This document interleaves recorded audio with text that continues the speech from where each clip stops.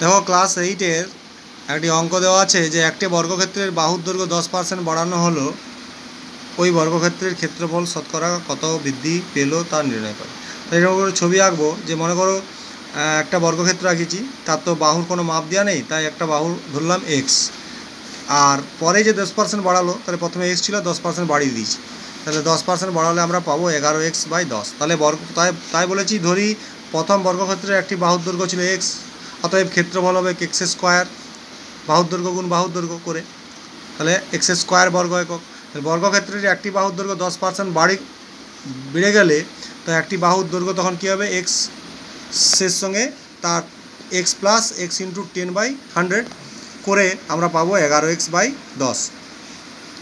ঠিক আছে, তাহলে এখন ক্ষেত্রফল কী হয়ে যাবে না 11x/10 ইন্টু 11x/10, বাহুর দৈর্ঘ্য গুণ বাহুর দৈর্ঘ্য। আমরা জানি বর্গক্ষেত্রের ক্ষেত্রফল সমান বাহুর দৈর্ঘ্য গুণ বাহুর দৈর্ঘ্য সমান 121x²/100।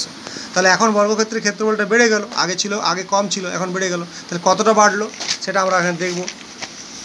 এখন ক্ষেত্রফল বেড়েছে 121x² মাইনাস x² বর্গ একক, তাহলে 121x² মাইনাস 100x², 100টাকে যদি আমরা লসাগু করে দিই তাহলে 100টা নিচে হবে, তার সঙ্গে 121x² নেমে যাবে, আর এই 100টা x² সঙ্গে গুণ হবে, 100টা x² সঙ্গে গুণ হলে 100x² বর্গ একক হবে। ঠিক আছে, তাহলে 121x² থেকে 100 বাদ দিলে আমরা জানি যে 21 থাকবে, 21x² থাকবে বাই 100 থাকবে, তাহলে 21x²/100 বর্গ একক থাকবে। এখানে ডটটা দিয়ে দিতে হবে, এত বর্গ একক। ওকে, তাহলে এই যে ক্ষেত্রফল, এতটা ক্ষেত্রফল বৃদ্ধি পেয়েছে এখন কার উপরে না x² উপরে, তাহলে শতকরা ক্ষেত্রফল কত বাড়বে না 21x²/100 বাই x²।